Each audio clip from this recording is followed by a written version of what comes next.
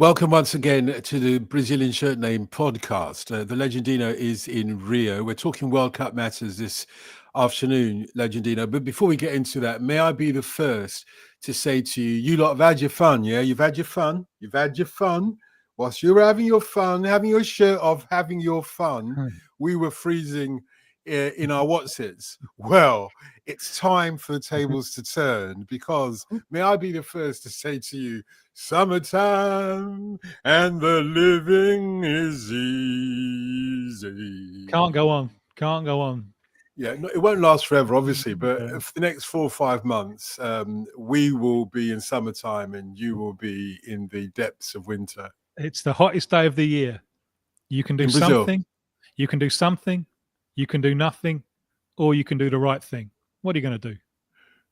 Go on, let's do the right thing and introduce our guest for the podcast this afternoon, all the way from Cincinnati in the United States. We've got Joe Gould with us. Joe, good afternoon from us. I suppose it's morning for you, is it? Yeah, it actually just turned noon, so we're in afternoon as well. Yeah, you are on Tim's side for today's conversation. That's right.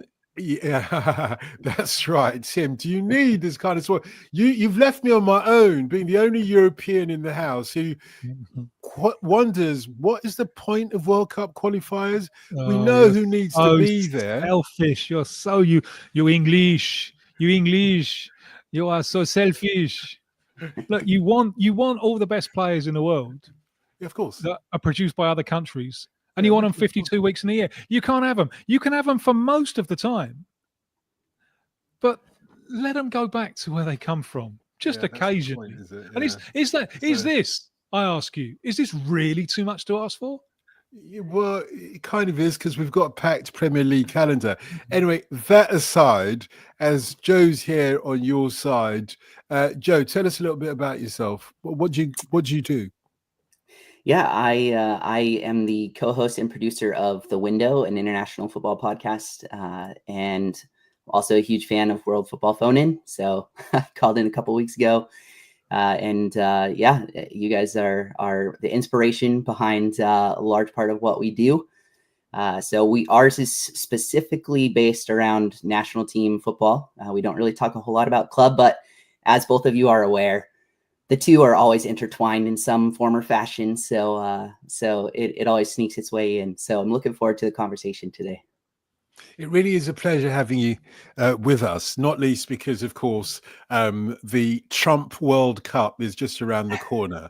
And it's predicted to be, I mean, this is the first stat that I get about the World Cup. It just shows you where it is this time around.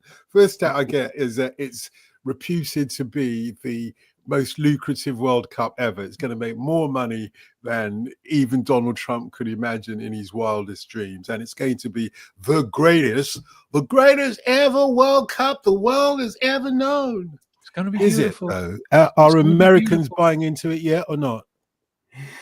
Yeah, I think it depends on who you talk to. I don't want to get political. I didn't vote for him, but it's there is building excitement. But again, I think it's a lot of who you talk to right now. If you're a soccer fan, they're pretty in tune, or should I say a football fan? They're very in tune and looking forward to it.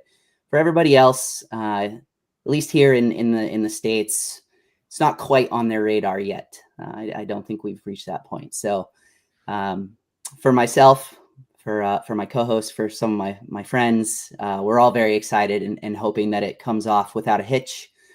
We're eagerly anticipating it and hoping, that it goes well. This is one of the things that fascinates me about my knowledge of the States is extremely limited. But on football is and always has been a game of the city. And as I understand it, the cities are not really Trump territory. Trump territory is much, much more suburbs and rural areas. So football is almost like a bulwark of the more cosmopolitan people in the States who aren't natural Trump supporters. I wonder how this is going to play out, and also how it's going to play out the try hosting given the fact that relations with Canada and Mexico are both extremely strained. How is this? Because this is a World Cup where you cannot ignore the politics. The politics are going to be all over it. How do you think, Joe, that some of these things are going to play out? That is a great question. And I don't know if we know the answer to that quite yet, but you keyed in on something that I think is very important, the strained relationships that are already forming with our current president in office between us, Canada, and Mexico. So again, something that we're kind of keeping an eye on and hoping that maybe in this instance, there is a definitive separation between sport and politics to pull this off. I don't know. It's also going to be interesting because, and I'm sure we'll get into this, but Iran just qualified for the World Cup as well. And so they will be coming here to play, which makes things interesting in a political sense as well, based off of past history, right? So it's interesting though, because underlying all of this, and you're both quite right, it'll be it's impossible. In fact, politics is already pervading this World Cup. Infantino going to suck up to Donald Trump was one of the most nauseating things that I've witnessed as a football fan who wants to just go and see a spectacle and bring the world together through this very unique, very different from an Olympic Games, a similar kind of concept, unique sporting event, which is the World Cup. And the World Cup has always been seen, or FIFA's always seen sport and football as being away from politics. Now they have themselves tied themselves into the politics. Andy Brassel, our good friend, the top brass, said to me just last week that, well, part of the problem is now that FIFA has seen how much money the Champions League makes, the Champions League being the biggest or most lucrative football tournament in the world. And they want a slice of that.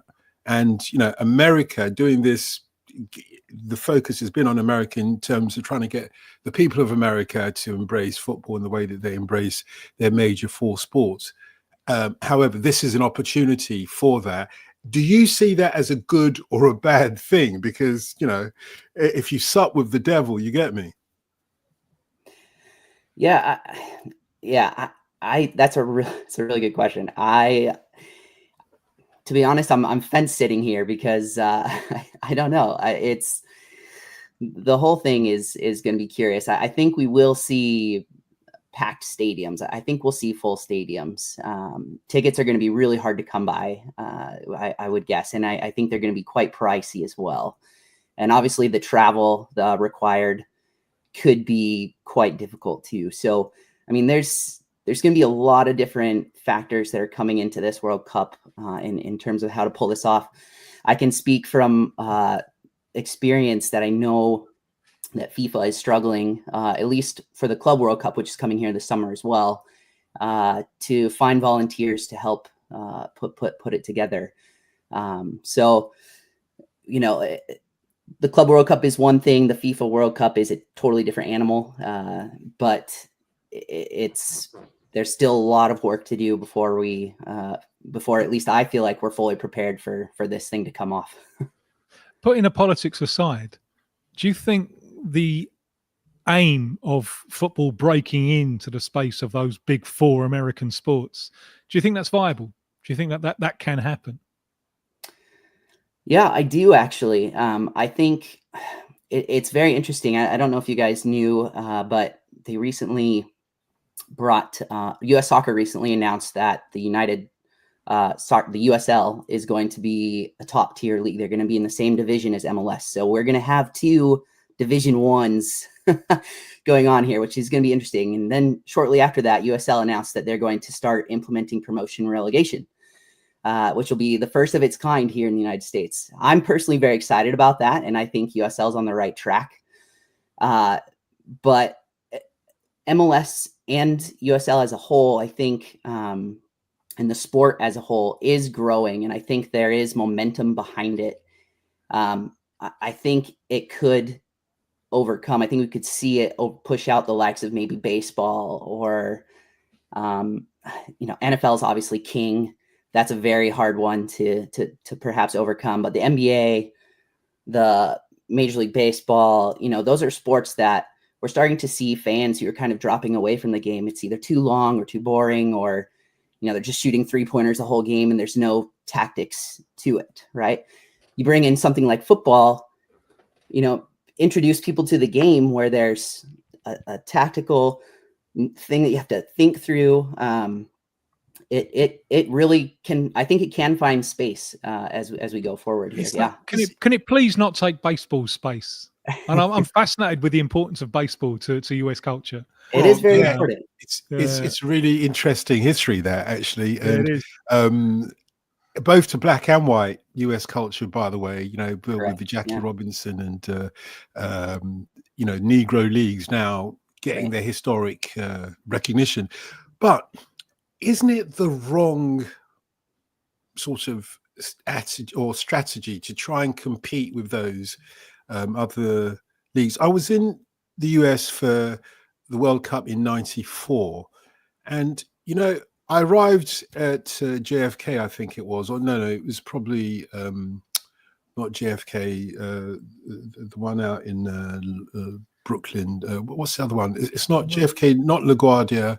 What's the other airport? Yeah, but at least it wasn't Newark. George Bush International Airport in Houston. It wasn't that. I think it was Newark. The only time I went to the States, I landed at George Bush International Airport, and there's this message coming across: passengers wishing to reclaim their firearms. I'm thinking, for crying out loud, where am I? That was a long time ago. It's changed since then, mate. But I remember arriving and seeing the bus driver that picked me up, that was going to drive into Manhattan. He was reading the sports pages of newspapers, and there wasn't a single word on football. You know, it was like 4 or 5 pages, and it was just covering. I'm like, why are you trying to compete with that? That already has its space and its landscape and its demographic. Whereas football is something different. And one thing that I've experienced from America is they love things from overseas. You know, it's a shock to me. I think Haagen-Dazs is actually an American company, but they thought they'd give it a little bit of a, you know, exotic European feel by calling it something with different letters in the English alphabet. And not only that, and you kind of alluded to where my question is going in a previous answer, Joe, in talking about the price of tickets. Football in America, apart from immigrant communities from South America, the Caribbean, and elsewhere, football, if you like, the indigenous American of the last 100, 200 years or so, is a middle-class sport. I mean, first of all, it was a female sport. You know, this is a unique history that we're now just recognizing women's football over here. And I just wonder whether the football authorities in America are pursuing the wrong hare. Yeah, it's possible. I mean, the game here has a lot of flaws, I guess we could say, as you've already mentioned, in terms of youth playing. It is a predominantly middle-class sport. There are groups who are looking to kind of change that and make it a sport for everyone. But that change has been slow. And as we are very much, I guess, I don't know what the word is that I'm looking for, but, you know, the American mindset is one of, you got to win, you got to win, you got to win, right? And especially in the youth setup, where you're trying to develop players, you have a lot of parents who are looking at a collegiate system, trying to get their kids into the best school, et cetera, and really trying to push kids in a certain direction when really what they need to be doing is just playing and enjoying the game. So our system still has a lot of things to work out of itself. And, you know, US soccer is going to play a major role in that, obviously. But I think the outlook that I have, at least, and I happen to work in the youth system here in the United States, and so I can speak firsthand on this. I think it is overall positive. I think we're getting more kids playing, which is what we want, and it's really transitioning them from playing for fun into that more competitive space, and getting players that could perform at a high level overseas, the Premier League is huge over here. That has been something that has propelled the sport in the United States, is being able to turn on the TV every Saturday morning and watch, Arsenal versus Nottingham Forest or whatever. So that has been coming up. It's coming up. They haven't quite played that one yet. Yeah, right. It is coming up, actually. Right. Yeah. So, how our national team does going into the World Cup or at the World Cup next year I think will be big as well. As I was saying, Americans love a winner. And right now, especially after this last international break, the United States men's national team is in a bit of a slump at the moment. We didn't have a great international break. Lost to Panama, last minute winner for them. That advanced them to the final of Nations League. We went to the third place game and ended up losing to our rivals to the North, Canada. And so, yeah, it's a bit of a momentum killer. So we must annex Canada. Then we will have their best players. Before you start talking about annexing Canada, let me just tell you something about Canada. So we've done the Canadian jokes now. We've run out, Joe. I should tell people who are wondering what they're tuning into that this is the Brazilian Shirt Name podcast, weekly podcast, of course, Legendino and myself. Talk about football generally. We always look at a iconic match and try and sort of go back and discuss it with the benefit of hindsight and look at the cultural and musical soundtrack of the time as well. Obviously, we're talking about the World Cup in general, so we're not talking about a specific match, Joe. Let's talk about how Canada beat the USA. Oh, I love the sound of that. Joe, I'm claiming credit, which maybe is no longer credit. All right. For Pochettino getting the USA job, and I'll tell you why. Because I was asked, it was by ESPN, can you think of a possible candidate for a piece they were doing to get the US job, and it was vacant. And I thought Pochettino. Pochettino's perfect. He's perfect. Likes young players. Speaks enough English, Spanish as well. Obviously, it's his native language. So I did a little piece explaining why Pochettino would be perfect for the job. I am told that at the time the article was printed, USA weren't thinking of him. And then after it was printed, someone from Pochettino's staff got in touch with USA Soccer and they took it from there. So I'm claiming, obviously, that someone read my article and put it all together. Where did I go wrong? Not getting paid for it is where you went wrong. Yeah, he has come in and to be honest with you, it's been a bit underwhelming. I don't know exactly what the reasons are for that. As you mentioned, he likes to work with young players. I think it might just be the player pool that he has at the moment. And for years we've been talking about how this is one of the best player pools that the United States has ever had, and I still think that is the case. I just think that perhaps over the last week, there's been some light shed on the team, that there's still work to do. And perhaps, it's not a team that's necessarily going to go out and win the World Cup. We obviously hope it does. But, I think it was a bit of a reality check. So, Canada, on the other hand, they brought in Jesse Marsh, an American coach. He has really put the fire underneath the whole team. They've brought in Canada has brought in quite a few players to strengthen their national team. We saw Promise David in this international break. We saw the player at Bournemouth. I can't remember his name right now, but he made his debut as well. And there have been some others. And so, Canada has really come on strong in the ever since they brought in Marsh. And they were looking good before that anyways, right? They had a great World Cup. We enjoyed watching them in that. And they've just kind of gone from strength to strength. And so, after this Nations League was all settled and done, I think it's clear that Mexico is at the top of CONCACAF, followed by Canada, Panama, then probably the United States at this point. So, outside your region. Sorry, I was going to say Daniel Jebison. Daniel Jebison, thank you. Bournemouth. Yes. Sorry, you go ahead. Yes. I've only just Googled it. So yeah. Thank You you. know, I saw you kind of head bowed, tapping away. I thought, I know what he's doing. I know he's Well, going. we're on point. We're on point. Indeed. Outside, I mean, because you cover the waterfront, don't you? National team football, all Yes. over the place. Now, Yeah. there's this group of Argentines who, over the last few years, they've got together for every San Marino game, and it's just their thing, you know. And I think it was last year they won a game. Yeah. They won a game, and you could see all these Argentines absolutely crying with joy, and really, you know, because they've invested a lot in following this San Marino. Are there teams around the world that you and your site has a kind of special fondness for? Oh gosh. Well, so I will take that personally, and I can speak a little bit for my co-host, but personally, I'm a big fan of Oceania, and I'm a big fan of Comoros. So actually, It's a good song, and it Comoros, it just works. It's a good song.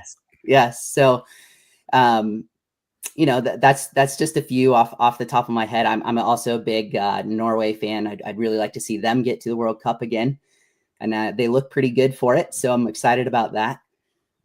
But yeah, my co-host, he tends to go for like Equatorial Guinea. Of all countries, he's a big Equatorial it's a Guinea good one. fan. It's a good one. Yeah, they've got a good kit as well. You know, can't say anything wrong against Equatorial Guinea, apart from the politics, obviously. But no, we do try to cover everybody on an equal basis. But it is true, there are nations that we tend to lean in towards a little bit more, and those are some of them. So when Tim was talking about the Argentinian fans there, oh, you got a question here, Joe. But when Tim was talking about the Argentinian fans, I wondered if your president and the United States Border Control is ready for the onslaught of fans from Argentina driving the kind of VW buses that the hippies drove on Route 66 from New York to I don't know if they can go that Yeah. far. It's a long way. They all drove up to Brazil, but I don't think those cars and beaten up seventh-hand vans, I don't think they'd make it all the way to North America. So the question, Joe, from Gary is basing USMNT solely in LA, SoFi, times two, and Seattle going to be a help or hindrance in terms of the in-stadium support for USA? Yeah, good question. I think it'll be a help in Seattle. Seattle's traditionally shown pretty strong for men's national team matches. Seahawks. Yes, that's right. In terms of LA, it's kind of hit or miss. I suspect that with something as big as the World Cup, you're probably going to have a pro USA crowd. But again, I think a lot of that depends on who we're playing.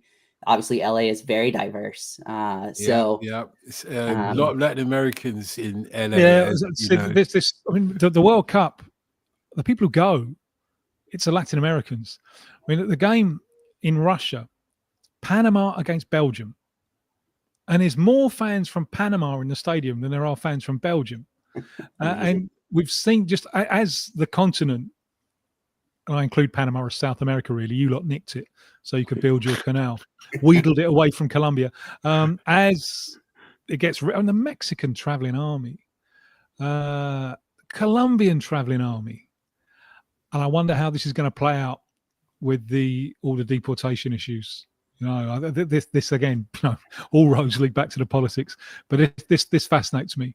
You know, how they're going to cope with this massive influx from south of the Rio Grande. That seems to me to be a possible administrative headache. Yeah, I would agree with you. And again, that's something that we'll be very interested in kind of watching and following to see how that progresses. But yeah, it's there is potential there for, I don't know, for some issues, I guess. It's pretty. Well, it all depends. It all depends on how much Infantino has sold FIFA down the river for this World Cup, because if he's doing his job, he should ensure that all governments know, as the Olympic Games do, look, if you're going to be barring people from coming into your country, we can't have the the tournament in your country. If he's doing his job, it should be that way. If he's not doing his job, then America gets, because I've already heard that it's the White House that have the direct conversation with FIFA rather than the US footballing authorities. Have you heard that? That there is like a direct conversation going on? FIFA's argument is that, well, it pays to just directly talk to the people who've got the power to move things forward and who've got the money ultimately, or the wherewithal and the say so, than to talk to the sort of individual footballing bodies in America. Have you heard this? Because I'd have thought that is pretty controversial. Yeah, I personally have not heard that, but that again, it might be an area where I'm not necessarily too connected. So sure, why should you be? Yeah, I mean, we'd love to talk football rather than talk the politics of the situation. Let's talk the football then. Let's talk the football. Okay. As most people know, the World Cup next year will be in the United States, Mexico, and Canada, as we've been saying. So we know 3 countries that have already qualified. Nudge, nudge, wink, wink. A nudge is as good as a wink to a blind bat. Congratulations, you've qualified. Thank you. Yes. Without lifting a finger, despite getting beaten by Panama and Canada, you have qualified. Yes. We did. Sorry, go ahead. Yes, we did, along with our neighbors to the north and south. Well, you say the neighbors to the north and south, and we can look at the qualified teams here. Japan and Iran are the only other 2 teams that have qualified, and that Iran certainly might pose an interesting dilemma for the politics of the United States. But let's talk about the 3 teams that are hosting who automatically qualify, of course, and that's the right and proper way, and is the legitimate qualification. I'm not taking the mickey out of it or anything like that. It is a legitimate qualification. But out of those 3, I think only one of those teams would have qualified if they weren't the host. Or am I wrong? I mean, you've mentioned Jesse Marsch, for example, and I can totally see why, from your explanation, he's doing well with Canada, as he did with Leeds previously, when he first came there at least. But he seems to have found his comfort zone in Canada for the moment. And how America missed out on him as a coach is actually shocking when you think about it, because he was the most successful American coach, arguably, of all time in European football. Anyway, that aside, but out of those 3 host nations, which do you think, and it doesn't have to be one, I went for 1, but you can go for 2 or 3, do you think would have qualified for this World Cup if they weren't hosts? Yeah, so let me correct you just slightly, Dalton.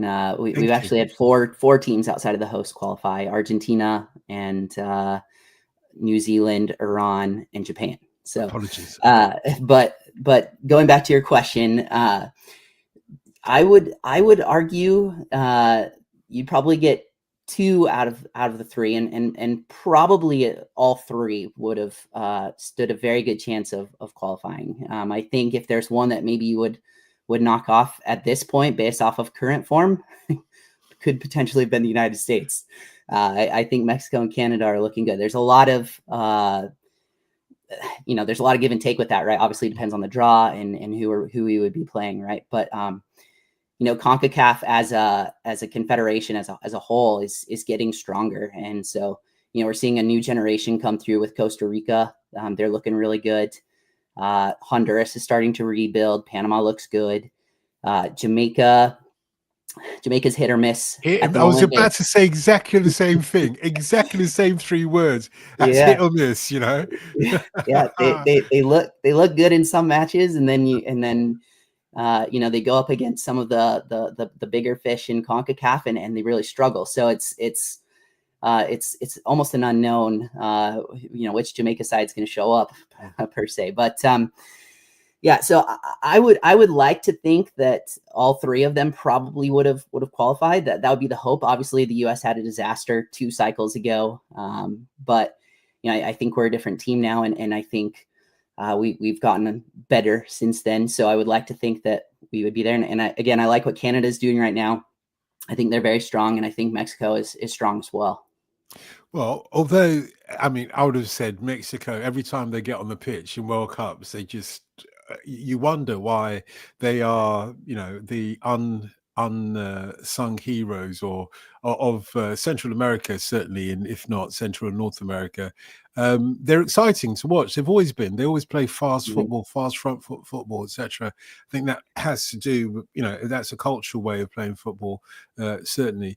But Canada really impressed in the last World Cup. They really did impress, initially at least. And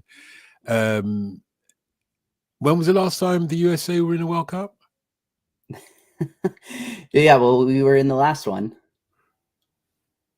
Oh yeah, of course you were. Of course you were. But you got knocked out pretty early, though, didn't you? Well, so we made it. We made it to the knockouts, but then we got knocked out. Yes, yes, that is correct. Look, that's not bad going. That's not bad. Then we had missed the one prior to that in Russia. We did not qualify for that one. So, I was asking Tim earlier, what's the point of qualification? And he seemed to think, as you heard, he was like, give all these, smaller nations a chance. And I get that. Are the qualification rounds followed in America beyond the most avid football fans? Because, a World Cup is a spectacle. It's like the Super Bowl, but you don't expect the general the general American football fan, we call it American football, NFL fan, to have, watched all the stages leading up to the Super Bowl too. But everybody shows up for the Super Bowl. All the advertisers show up for the Super Bowl. Kendrick Lamar shows up for the Super Bowl, and in my opinion, plays quite a lean set. But that's my opinion. A lot of people thought it was an amazing set. Don't get me wrong, but people show up for the Super Bowl. They don't show up necessarily for the preamble. And I wonder whether people follow America's qualifications, because here in England, as you know, every round of qualification, it doesn't matter whether it's against Albania or whether it's against Latvia, we don't care. We follow it, and it's potentially front page news. Yeah, so my immediate answer to that would be no, and the large reason for that is because the United States, along with Mexico and Canada right now, in terms of qualification rounds, we get a pass. So in terms of Gold Cup qualification, we're already in. We are the highest seeds in the region, so we automatically qualify. We don't have to go through any qualification process really to get through the Gold Cup. We kind of did. There was a Nations League round back in the November window that we needed to get through Trinidad in order to reach the Gold Cup. So there was only one round. So it's very simple qualification for that. For the World Cup, obviously we're hosting, so nothing to do there in terms of this cycle. And then the US, Canada, and Mexico, in terms of Nations League itself, we actually don't participate in that until the later rounds, until we drop in at the quarterfinal stage. So my personal opinion is I don't actually like that. I would love to see the United States, Canada, and Mexico go to some of these countries and get experience playing in the office in Kingston, right? And playing, in Panama City, playing in Guatemala City, right? Like this, I think would be valuable experience for us. But as it is, we are not getting that experience. Sure. Well, let's talk about your experience and your specialism with the window, which is looking at these World Cup matches all around the world. And it's a shame that Tim's disappeared for now. Hopefully he'll come back so that I can remind him of what the score was when Argentina met Brazil earlier on, as we speak, indeed. What do you want to tell everybody what the score was, those who don't know? Yeah, 4-1 to Argentina. It's incredible, isn't it? Yeah, it was quite the showing by Argentina. Obviously, they were playing at home in front of their fans, completely packed out stadium, so that they were gunning for the win. They came into that match already knowing that they've qualified for the World Cup. Bolivia's draw with Uruguay earlier pushed Argentina over the edge and into that official qualification for the World Cup. So even if Argentina had lost that match, they were still in and qualified at that time. But they went out. I think that gave them maybe a little extra push even for this game. They were super pumped to have qualified once again, the returning champions now, the defending champions. And so they looked really strong, and Brazil right now is kind of limping around. They're really struggling. They were coming off a win against Colombia, which was a good win, but they just looked second best the whole match against Argentina. A lot of, and I don't know if Tim would agree with this, but a lot of individual stars trying to shine and much less of like the collective, right? And I think that's one of the big issues is Dorval Jr. hasn't been able to figure out, or hasn't had the gumption even maybe to sit some of the guys that he needs to in order to make the team flow much better, right? You've got so many different superstars, playing at Real Madrid and Arsenal and, everywhere. And Nottingham Forest, Murillo is supposed to be the centre back, isn't he? And where was he? Correct. Yeah. And so, that is a real issue. And I wonder, one of the questions I was going to pose to Tim is, is surely Dorval Jr. is in the hot seat at this point in time. And I don't think that they're not going to qualify. I think qualification for Brazil is nearly done. So that's not the issue here. The issue is, what are they going to look like as we go into 2026, right? What kind of form are they going to be in? Because right now they're really struggling to find themselves and to be like that Brazil team that everybody like wants to see, right? This flair, attacking, like, as people remember it from old, right? And but people it just hasn't come that way. But people also do remember Brazil, and I think you were alluding towards or aiming towards this kind of perspective a moment ago. Correct me if I'm wrong. People also do remember Brazil as being a team of individual stars, don't they? Yes. Sure, in the past, the likes of Pele fitted in, despite the fact it clearly was the star figure, or, in later times, the likes of the original Ronaldo, etc. He was a centre forward. He was the one that was going to get all the goals and get all the glory, but he was part of a complete unit. I wonder whether that culturally is holding Brazil back now, when they're calling for Neymar to be their leading striker. You're looking and thinking, well, are you sure about that? Vinicius Jr., fair enough, he's probably one of 2 or 3 of the best players in the world right now. He's always going to make the team with his eyes closed, but is he, Vinicius Jr., part of a Brazil set up, or is he, let's pass it to Vinicius and let him do his own individual talent, use his talent to get us a goal, to put us ahead? Do you know what I mean? Yeah, I know what you mean, and I agree. I think, it's very much an individualized team at the moment. You've got guys that are perhaps not fighting for the shirt like people want to see. And collectively, that, at least collective, correct? because Yeah, I'm sure they feel that they're fighting for the shirt. So why are you giving me all this grief? Yeah. Yes. Yeah. Collectively, and so that presence as a unit and that ability to be a bright shining star, but also to do that for the better of the collective, is something that I think is missing. And as you alluded to earlier, that was something that was present with past Brazilian teams, right? You had the superstars, but they understood their role within the team. And perhaps right now that is missing for Brazil. Dorval Jr. hasn't been able to bring that together. Yeah, and it's a shame that Tim isn't here, like you say. He's probably got a call from Brazilian television asking them to explain, or probably French television asking him to explain how come Brazil lost 4-1 to Argentina. That wasn't the only result from last night, though. Chile drew with Ecuador, 0-0 draw. Colombia drew with Paraguay. And Venezuela beat Peru 1-0 as well. How many of those did you see, and what can you tell us about those results? I saw them all. I had them all going. It was an amazing comeback from Paraguay, whose incredible rise continues. Gustavo Alfaro has completely come in and just completely changed this Paraguay team. They looked done and dusted a year ago, and he's come in and completely turned it around. So, they had quite the amazing comeback last night against Colombia.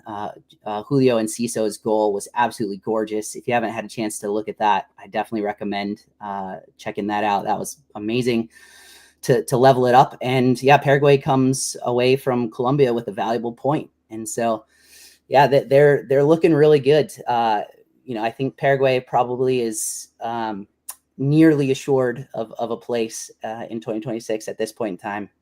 I think one of the bigger stories is the 7th place race for that playoff, for the Intercontinental playoff, right? And so at this point, we're kind of projecting it's like a 2-horse race. You've got Venezuela and you've got Bolivia. Now, my co-host is an actuary in real life, so he's very good with numbers. What is an actuary? Is that an accountant? Is it? No, it's actually somebody who can predict risk. So, right, in terms of like stock markets and other things, right? Oh wow! So Can you predict who's going to win the World Cup? I'm sure he absolutely could. Yeah, in fact, he does. He's got spreadsheets and spreadsheets full of numbers. He's our numbers guy. So, who's going to win the 230 at Cheltenham? Yeah, I was going to ask that, but I thought it was a little bit unseemly of us to go for the guttural. Yeah. At this point, he's got Venezuela projected with 79% chance of getting to that 7th spot. Bolivia, he's got sitting at. You know what the next game is? The next game is Venezuela at home to Bolivia. So that distance, which is 1 point, it could be 4 points. It's on Venezuela. They've won one game in the last 10, which was last night. And here they are with a possibility of sneaking a playoff place. But it's that cushion that makes Brazil all right. Because they've got a 6-point cushion over a team that's won one game in 10. And that means that Brazil are going. So Brazilians are taking it quite well, getting beaten 4-1 by Argentina, are they? Are they doing a samba? Doing the delirious. No, absolutely delirious. No, it was a shellacking. I think it's probably worse than the 7-1. Because the 7-1, there's an emotional pressure and there's a few mad minutes when like 5 goals going bang, bang, bang, bang. This, from start to finish, was 90 minutes of relentless humiliation where, Argentina do the decent thing and let Brazil have a goal. Go on. Score a goal. We'll give you a goal. We'll give you one. And they could have scored 10. The gulf between the two teams was embarrassing. Wow. Yeah, I did wonder that. And whilst you were off explaining to French television how Brazil lost 4-1 to Argentina. I was explaining to my internet that it had to work. Go on. You can do it. Yeah, it's done it. Anyway, we're going through the matches. So we've done these South America ones from last night, Joe. I must say, I don't know how you do it, have, multi-screen it, etc. But well done you for covering them all. I suppose we should go on to other nations. Do you literally cover the whole world? Because you know the how waterfront. He covers the waterfront. We do so try. How is the African qualifying going then? Yeah, so Africa is one of our favorite continents. There's such parity across the entire continent that it makes it so much fun. Please go easy on Nigeria. I know what you're going to say, but go easy. Yeah, so we're going to definitely talk about Nigeria. In fact, sure, why not? Since you brought them up, we'll go there. So, again, my co-host right now, we're projecting Nigeria with a 4% chance to qualify directly for the World Cup and an 8% chance to reach the playoffs. So, not looking very good for Nigeria right now. That's not good. What's gone wrong? So they had a slow start, and I think it killed them. The slow start absolutely killed them. And they have this thing where they tend to leak late goals. That's what happened yesterday against Zimbabwe. It's really crazy. They have such talent, and for them to be in this position is mind-boggling. I thought as soon as the World Cup got expanded, I thought, well, that's Nigeria in every time. And you're telling me no. There was a question I asked to Mahir on the World Football phone-in on Monday night, and I didn't get an answer.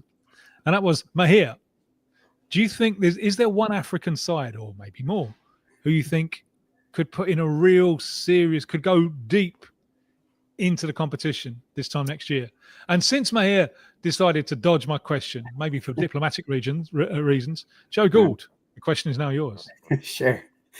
Yeah, actually, I think there's one definite, another that could surprise. I think you have to look at Morocco again, as a potential candidate to go far in the World Cup. They've got their tails up.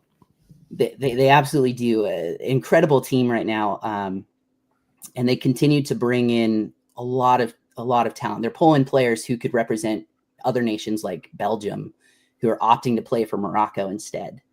And so it's very telling.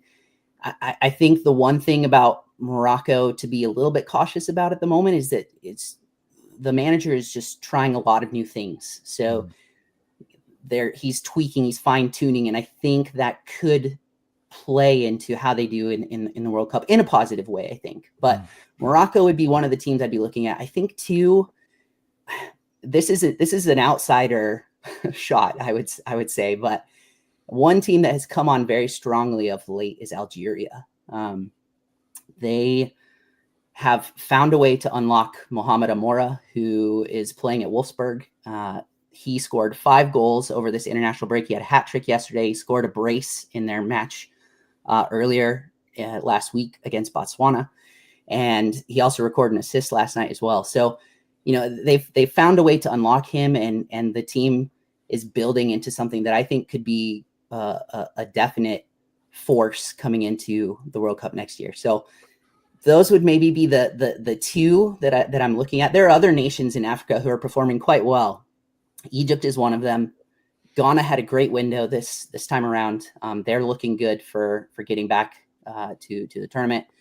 I think you can't discredit Ivory Coast, or Cote d'Ivoire, but they still have a lot of work to do to get to the World Cup. Gabon is right behind them in the group, so that's a tight race. I think also South Africa is looking really good for qualification. They had a huge winner. They beat Benin yesterday, which was a big game because Benin was behind them in the table, and so Africa is going to bring some definite contenders to the World Cup next year, and they'll bring some flavor to the World Cup as well. Africa's got to be there one way or another. Oh, they always bring the flavor, But no Nigerian jollof rice. Hold on 1 second. I was going to be unlike the chicken tikka Mosala. I was going to answer the question that you haven't even asked me, but you kind of were alluding to with Joe, which is how did Nigeria get itself in the mess that it's in? May I offer one suggestion anyway, which is that after losing the final of the African Cup of Nations last year, as always with Nigeria, we're kind of the West African Netherlands, or the way that Netherlands used to be. The Netherlands aren't kind of the arguing Dutchmen anymore. Are you lower than the Low Countries? I like to think we're flying higher as Super Eagles than the Flying Dutchmen, yeah. But thank you for asking. But I think we will still qualify. So it ain't over till it's over. Just 4% chance of direct, 8% chance of the playoff. You heard it from Tim, Joe Gould. What chance has Joe Gould given Tottenham of winning a title ever?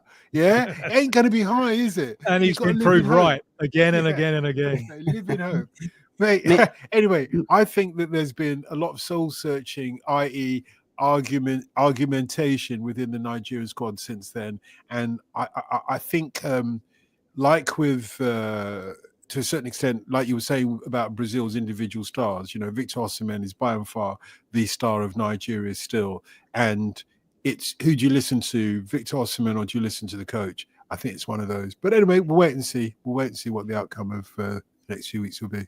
So just to go off of that, Dotun, I would agree, and I do think that is a potential issue. Is Victor Osimhen is their most dangerous player, and teams can cue in on that, right? And so they are packed with lots of other stars, but those stars aren't necessarily performing. So, during the games this last break, we saw a lot of trying to bomb down the wings, send a cross in, trying to find Osimhen for the goal. It worked in their first match. It didn't work last night, right? Zimbabwe cued into that, and then they went and found a way to pinch an equalizer. So, yeah, that is definitely something that Eric Schell still has to work out for them. I mean, and I was going to say to him that, the problem is you Nigerians are an argumentative bunch. We are. He was going to reply, no, we're not. And I was going to rest my case. Can I just add as well, while we're still on Africa, I think one potential storyline that is worth watching, there are many, but one that is worth watching is actually Cape Verde. This little island nation is sitting in the top of a group with Cameroon, Libya, Angola. Angola is a nation that we've been very high on. They are really coming on strong. They've reached the AFCON again. Cape Verde did not, but in their World Cup qualifying group, they beat Angola yesterday. They have a 1-point lead over Cameroon right now. They've got a 5-point lead over Libya. It's really crazy. It would be amazing if this little tiny island nation made their debut in the World Cup. I mean, it would just be sensational. Do you know, when Tim asked you about, which is your small nation? Yeah. Mine was Cape Verde. Yeah, right. Mine has always been Cape Verde, and I don't know why. It's just one of those islands. It's because it's where Horace Silver's father was from. Is that why? Oh, I didn't know. Yeah. I didn't know that was where he was from, but that's obviously why. Yeah, I've always gone for Cape Verde. You're right. And on that note, song from your father, I've got to love you and leave you. So yeah, we're going to love you all and leave you. Thank you, Tim and Joe. Thanks, Tim. It's been an absolute pleasure. How can we follow the window anyway? How can we watch the window? Yes, you can. We're on X at Window INTL Pod, so you can go follow us there. We do have an Instagram page. We're trying to build that up, but yeah, and then obviously our podcast, which we'll be doing a full review of the entire window, which they do tend to go on for a long time. So if you don't like long pods, this may not be your thing. But if you like an in-depth review, and when we're talking 2.5 hours, and we usually break it up, so we're talking about 5 hours of content here. It's labor of love, mate. That's what football is, labor of love. But we can follow you. Just go to the window on X, or if we just Google the window, will we get there, or do we need to Google? You should, you should. And again, you can listen to our show. We're on Spotify, Apple Podcasts, the whole gamut. So at Window INTL Pod is where you can find us on X and Instagram, and then our podcasts you can find on. And as you mentioned Instagram, I should tell everybody we've still got an Alexis McAllister signed shirt for you to win. We've got one Alexis McAllister signed shirt from our Brazilian Shirt Name podcast for you to win. If you like a chance of winning that, whether you're a Liverpool Red, or whether you're an Argentina fan, or you just want a football shirt signed by its wearer, then do go and check us out, Brazilian Shirt Name Podcast on Instagram. That's the way you enter the draw, as it were. Joe, it's been an absolute pleasure. Let's do it again, because there'll be many opportunities between now and the World Cup, to talk about Donald Trump. So let's do it again. Happy to come on. Thank you for having me.